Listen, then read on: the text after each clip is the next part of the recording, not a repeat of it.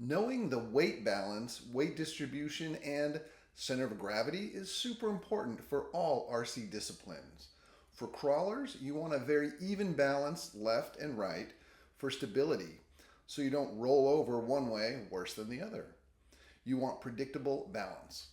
And all driving disciplines have a sweet spot for the fore-aft balance based on vehicle type, track, and terrain. The only off-the-shelf corner weight system that I know of is from Sky RC and retails for about $130, but sometimes you can find it for under 80 bucks. I'm going to show you how to get the same results for less than 20 bucks. On this channel, we look at the science behind our grown-up toys. I'm going to show you how to get all the weight information you need with just one simple scale and a little bit of math. We're going to weigh each wheel one at a time. And the key is to have all your wheels level.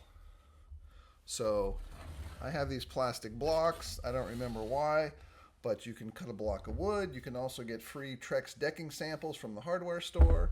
Those are usually pretty close to the same height as your scale. The key is to make sure that everything is level. What you do is you weigh one wheel,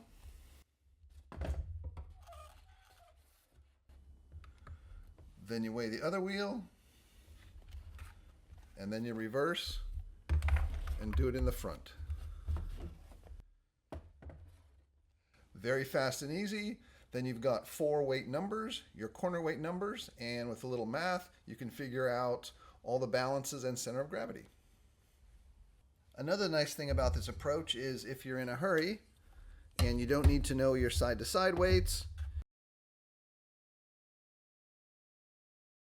you can just weigh the front only and the rear only. That's only 2 numbers, and it will immediately give you your fore-aft weight bias number. The Sky RC SCWS 2000 corner weight system is a great tool. The older one looked like this. Very retro, probably not on purpose.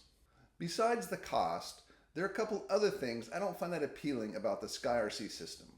One of them is that it uses a less common CR2450 coin cell battery. I don't know about you, but that's one size not used in any of my other tools. And you need 4 of them. They last a long time, but don't forget to stock spares because the one day you need it, they will be dead. Also, you have that potential hassle of Bluetooth, and as much as I love tools, I really don't need another single-use device that I have to store somewhere. Yes, this method is slower, but now you have a scale that you can use to weigh other things if you don't already have one. It also helps to have some basic spreadsheet skills, though you could do the math by hand with paper and a crayon if you like, but spreadsheet knowledge is a great skill to have. Here is a 60-second Google Sheets tutorial. This is Google Sheets, and it's super easy to use. It's free and available on all platforms, including smartphones.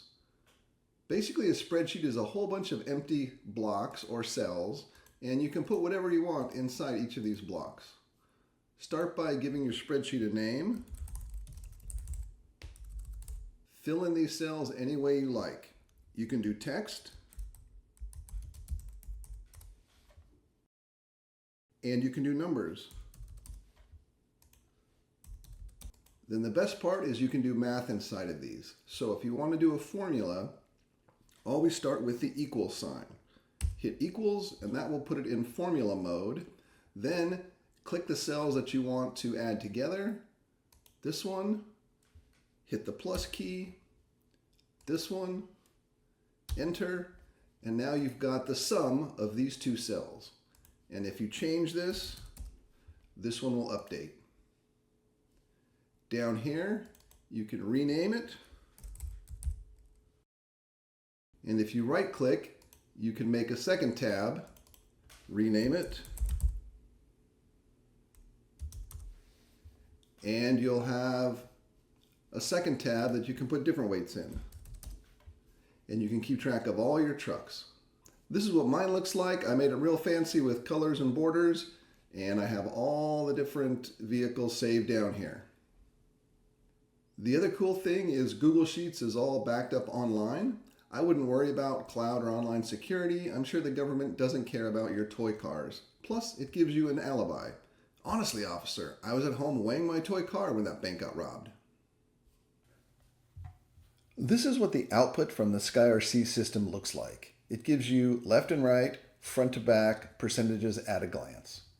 Unless you only turn left or are driving on an oval track, don't look at these crossweight numbers. They will just cause you problems. I'll explain why in another video. If you just look at left and right, fore and aft, there's no reason to reference these crossweight numbers. So if you want to calculate what percentage a particular number is of a larger number, this is how you do it. Let's use front weight for example. What you do is you divide the front weight by the total weight. So in this example, the front weight is 1,000, and you divide by the total weight, which is 1,000 in the front, 500 in the rear. These parentheses mean do this operation, do this addition first. So this equation is 1,000 divided by 1,000 plus 500, which is 1,500, and that should give you 0.667 or 67%. Now do this 4 times and you'll have all the different ratios between all 4 wheels. Pro tips. Be sure your scale is on a level surface, and be sure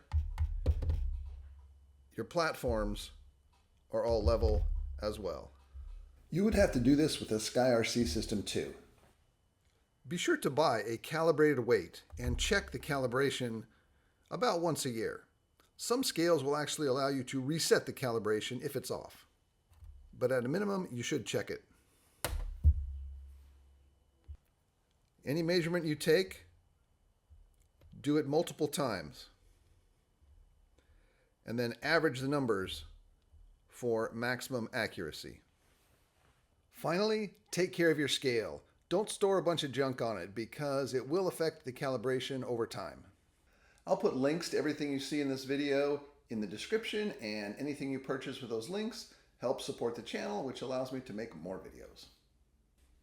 Most serious crawlers have found that a 60 to 65 front weight bias is the sweet spot for climbing. If you like to descend as much as climb, or you do more trail driving, you might want closer to 50-50 front to rear weight balance.